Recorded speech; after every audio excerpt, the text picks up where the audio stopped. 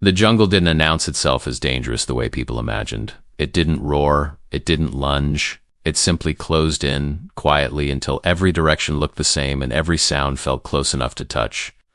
When the first shot snapped through the brush, it didn't even sound like a firefight at first.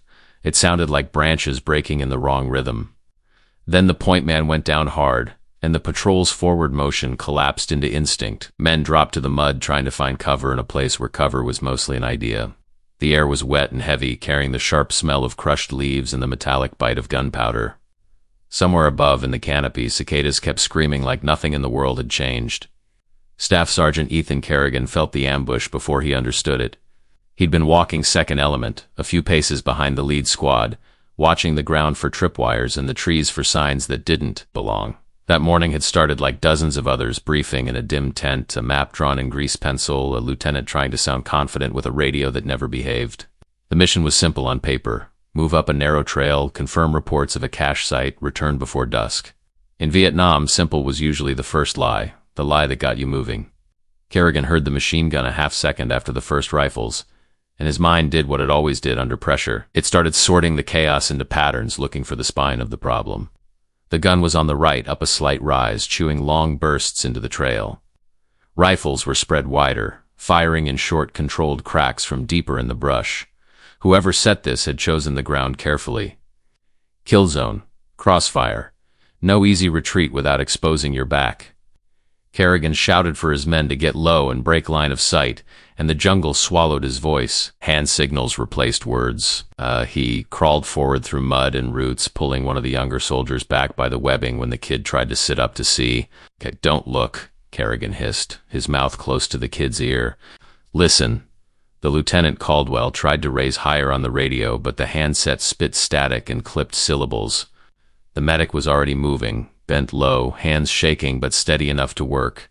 Someone screamed a name that sounded more like a prayer than a call. Kerrigan saw the point man's boot turned wrong and knew he wouldn't be walking. He also saw the enemy's plan tightening, forcing the patrol to stay pinned until panic did the rest.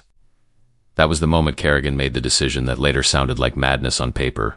He wasn't the highest rank out there, but he was the one who understood what the ground was doing to them. He grabbed Specialist Laird, a quiet, capable kid with good eyes, and jerked his chin toward the left side where the terrain rose into thicker brush. "We go high," Kerrigan said. "We break their angle." Laird's eyes widened, but he didn't argue. Men who argued in that moment usually didn't move. They crawled toward the slope, inches at a time, using muzzle and elbows, trying not to lift their helmets above the leaf line. Bullets snapped through branches overhead, cutting leaves into confetti. The machine gun's bursts hammered the trail like a nail gun, driving the patrol into the earth. Halfway up, a round hit a tree trunk near Kerrigan's shoulder and sent splinters into his sleeve. He felt heat, then numbness, then a slow bloom of pain. Not bad enough to stop him, bad enough to remind him he could. They reached a shallow pocket behind roots and wet rock, just high enough to see into the right side rise where the machine gun sat behind a fallen log. Kerrigan didn't feel heroic. He felt coldly focused, like a man doing a job with too little room for mistakes. He waited through one burst, then another, watching the gunner's rhythm, the assistant's movement, the way the barrel dipped and climbed. When the assistant leaned out to feed a belt, Kerrigan fired once. The assistant dropped out of sight. The gun stuttered. The gunner shifted to see, exposing just enough. Kerrigan fired again. The machine gun went silent. The change in the valley below was immediate, like a pressure valve cracking open. Men who'd been trapped began to move in small bounds, dragging wounded, pulling back toward trees. The enemy's rifles still cracked, but their fire lost its backbone. Kerrigan shifted his aim along the ridgeline, looking for leaders, for the men who stood too tall or moved too confidently. He fired when he had a clean shot, then moved a few feet, never staying long enough for the enemy to solve his position. Laird stayed close, feeding magazines, whispering warnings when he saw movement. Then the enemy adapted. Fire began to climb, probing their brush line. Leaves snapped. Dirt puffed off root. A round tore through Laird's sleeve without touching skin, and the kid froze for a heartbeat, eyes locked wide. Kerrigan gripped his arm. "Breathe," he said. "We move." They crawled laterally to a new angle and watched the enemy try to shift fighters to hunt them down. Kerrigan dropped a lead man as he stepped into a narrow lane. The others flattened and hesitated, and that hesitation bought more seconds for the patrol below.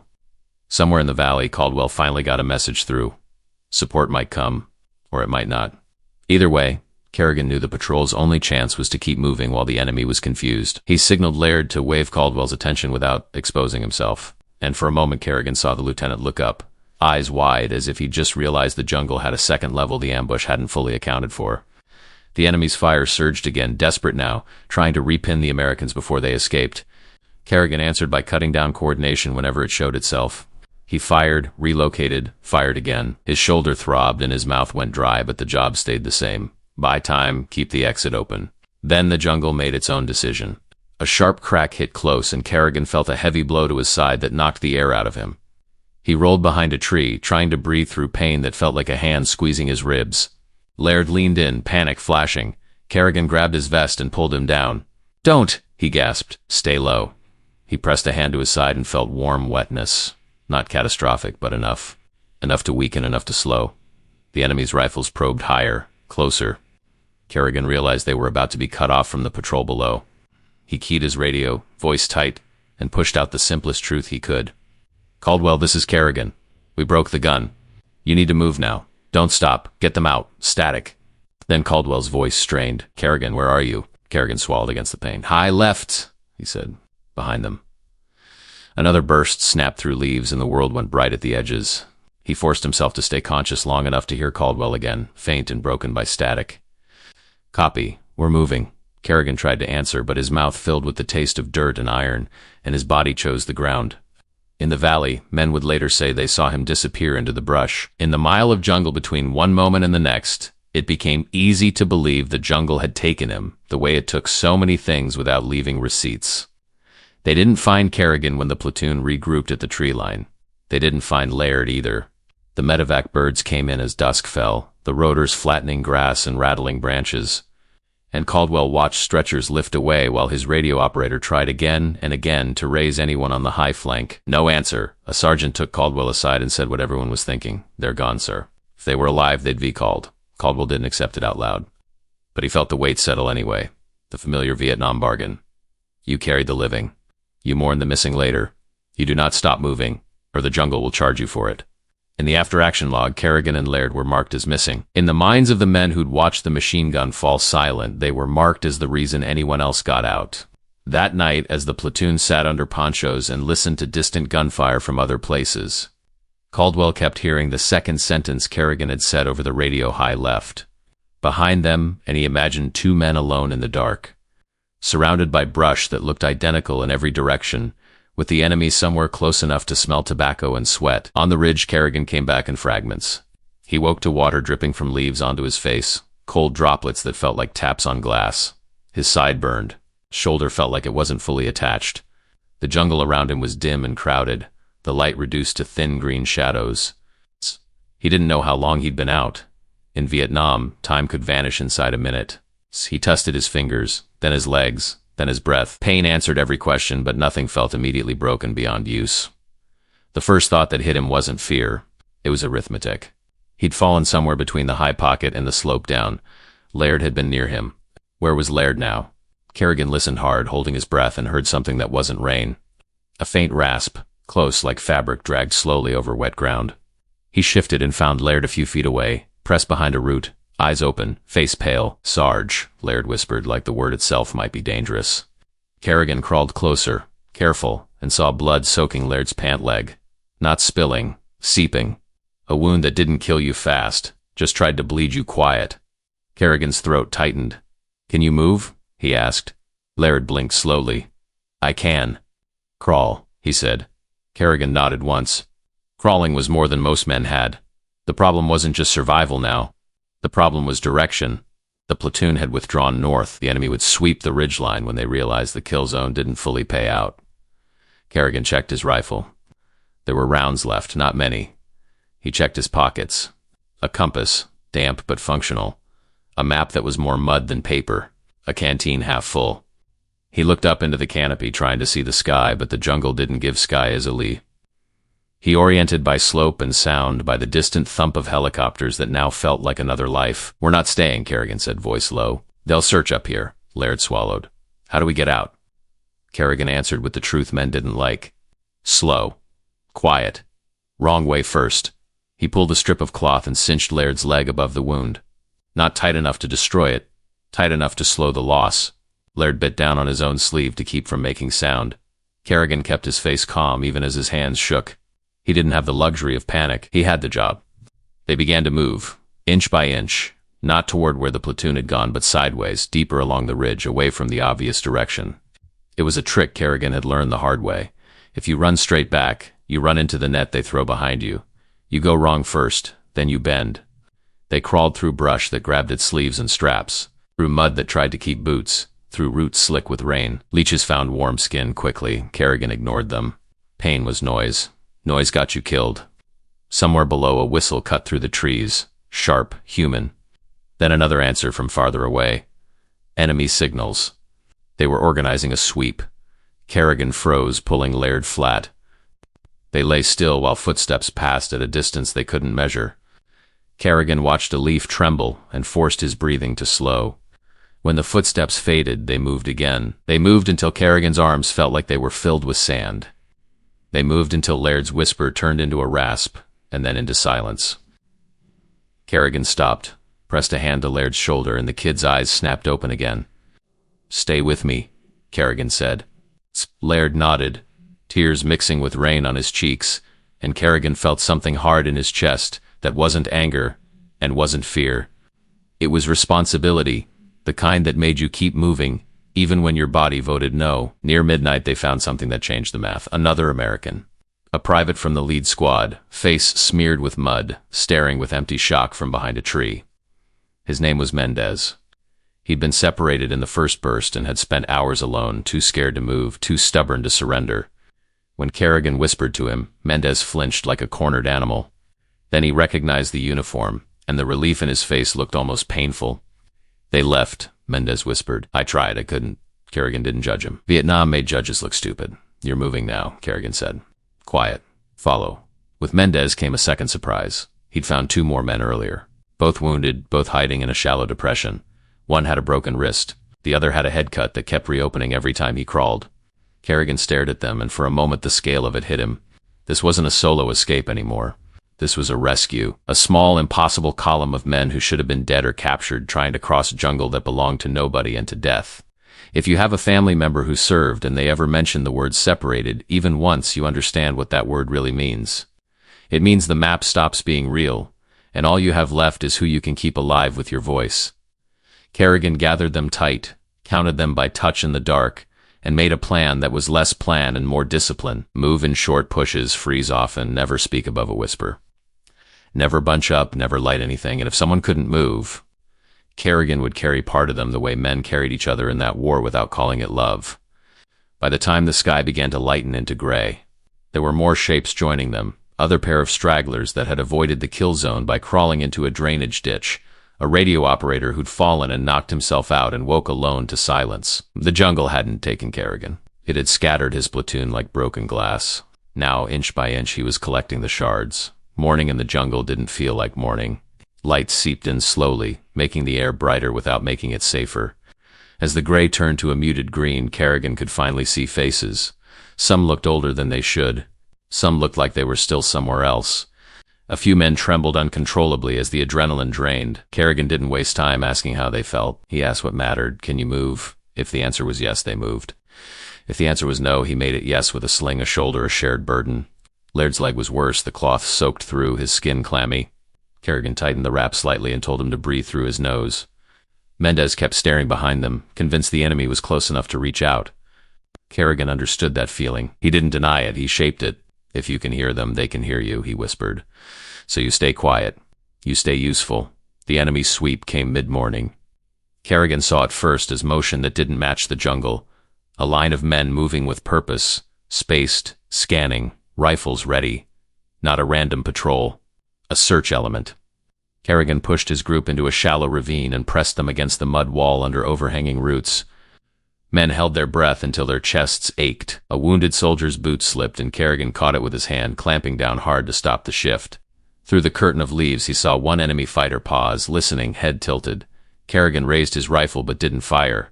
One shot could save them or doom them, depending on what came next. He waited. The fighter moved on. The line passed. The jungle exhaled again. That was the rhythm now. Move, stop, disappear, move. Kerrigan checked the compass.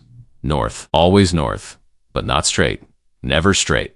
He aimed for terrain features he remembered from earlier patrols, an old bomb crater that filled with brown water, a stand of bamboo that hissed when the wind touched it, a narrow creek that ran over stones and made a sound that could cover a whisper. The creek became their lifeline. It gave direction and a constant sound that made footsteps harder to isolate. It also slowed them, forcing them to cross mud that sucked at boots and made men slip. Twice, Kerrigan had to reach back and haul someone forward by the strap of their vest. Each pull sent pain through his side like a hot wire. He didn't show it. Leaders in that war learned quickly that showing pain didn't get you help. It got you fear. Around noon, they found a boot print that didn't belong. Fresh, deep American tread. Kerrigan's heart tightened. It meant friendlies had been here recently. It also meant the enemy might be tracking the same clue. He ordered the group off the creek and into higher ground where their footprint would break on rock and roots. In the late afternoon, distant rotor noise returned, faint but real. Helicopters somewhere moving along a corridor. Kerrigan knew the sound could be a mirage, the jungle playing tricks with echo. But he also knew one truth. If he could get one message out, his chances doubled. The radio operator they'd recovered.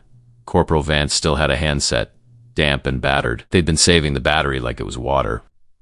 Kerrigan pointed to a small rise where the canopy thinned slightly. "We get one try," he whispered. "One." Vance nodded, climbed with care, and keyed the handset. Static answered like a slap, then a fragment of voice. Vance adjusted, moved half a step. "This is," he said, then tried again, breathing hard. "This is U.S. element, multiple personnel, separated from ambush, moving north, requesting." Static surged. Kerrigan felt his stomach drop. Vance tried again, voice tight with urgency. "Requesting pickup or marking." A clearer voice cut through, sharp and surprised. "Say again. Identify." Vance nearly laughed. "Friendly. Friendly," he said quickly. Kerrigan leaned in, close enough to speak into the mic without raising volume. "We're separated survivors," he said. "We have wounded. We're moving to grid." He gave the best reference he could from the soaked map and the compass bearing, then added what mattered. "We can pop smoke on signal." The voice on the other end paused, then returned. "Steady now." "Copy. Hold position if able. Advise enemy contact." Kerrigan looked back at his men, pressed into the brush. Eyes locked on him like he was the only stable thing in a spinning world. Holding position sounded simple. Holding position in Vietnam sounded like getting found. "We can't hold long," Kerrigan said. "We'll move to nearest clearing. We'll signal when you call." "Copy," the voice replied. "Stand by." Kerrigan didn't celebrate. He didn't promise anything. He simply turned to his group and said, "We have a chance." Men closed their eyes like that sentence was a drink of water. They moved again, faster now, pushed by hope and fear in equal measure. Dusk came, bringing shadows that hid them and also hid anyone hunting them. When the radio crackled again, the voice called for a mark. Kerrigan pulled a smoke grenade from a pouch, weighed it in his palm, and felt the absurdity of it. This small object, this colored breath, could be the difference between life and another missing entry on a report. He waited for the sound of rotors to grow close enough to feel, then pulled the pin and tossed the canister into the open. Purple smoke poured up through the trees, unnatural and beautiful. Above, a helicopter banked, and for the first time in more than a day, Kerrigan saw a friendly shape moving with purpose toward them instead of against them. The enemy heard it too. Rifle cracks snapped from the far tree line, probing, testing, trying to turn the rescue into another trap. Kerrigan pushed his men low and moved them in short bursts toward the landing zone, keeping the wounded in the center, rifles outward. He wasn't thinking about glory. He was thinking about seconds. When the helicopter touched down in the clearing, the crew chief leaned out, waving them in with frantic urgency. Men stumbled, crawled, half-carried each other across the last stretch of open ground. Kerrigan felt Laird's weight sag in his arms and refused to drop him. He shoved Laird up into the cabin, then turned back, grabbing Mendez by the collar to propel him forward when the private froze at the edge of the open. Men piled in, boots scraping metal, hands grabbing straps, bodies collapsing into seats and floor space. Kerrigan counted heads fast, not trusting his eyes. 1, 2, 3, for more than a squad, men who should have been dead, men who had no business being here. The crew chief shouted, "Last man." Kerrigan turned for the tree line and saw muzzle flashes flicker. The enemy wasn't close enough to stop them, but close enough to remind them how thin the margin had been. Kerrigan jumped into the bird, and the helicopter lifted hard, rotors clawing air, banking away as the jungle dropped beneath them like a closing door. Inside the cabin, no one cheered. A few men cried without sound. One stared at his hands like he couldn't believe they were still attached to his arms. Laird lay back, eyes half open, and whispered. They said, "We were gone." Kerrigan leaned close. "We're not gone," he said. "We're leaving." Back at base, the sight of them walking off that helicopter caused the kind of reaction you only see when people have already accepted loss. Caldwell stood near the pad, eyes fixed, and when he saw Kerrigan step down, dirty, limping, face hollow, he didn't move for a second, as if his brain rejected the image. Then he surged forward, grabbing Kerrigan's shoulder with a grip that was half anger and half relief. "They told me you were dead," Caldwell said, voice breaking in a way officers tried to prevent. Kerrigan's mouth tasted like exhaustion. "They were guessing," he replied. Behind him, more men stepped down, wounded, filthy, alive. Men who shouldn't be alive. The base went quiet in that stunned way, then erupted into motion as medics rushed in and hands reached out to steady the walking wounded. Later in the reports, the official language would flatten everything into clean terms: separated element, evasion, recovery, casualties. But the men who watched it happen never told it that way. They told it like it felt. The jungle took people all the time. It took them with bullets, with fever, with the simple cruelty of getting lost in green that went on forever. That's why the moment Kerrigan walked out leading survivors hit so hard. It wasn't just an escape, it was a refusal. A refusal to let a mark on a paper become reality. In the weeks that followed, Kerrigan would be asked to retell it, to make it make sense, to give it clean edges and a moral. He never could. The truth didn't fit into a neat shape.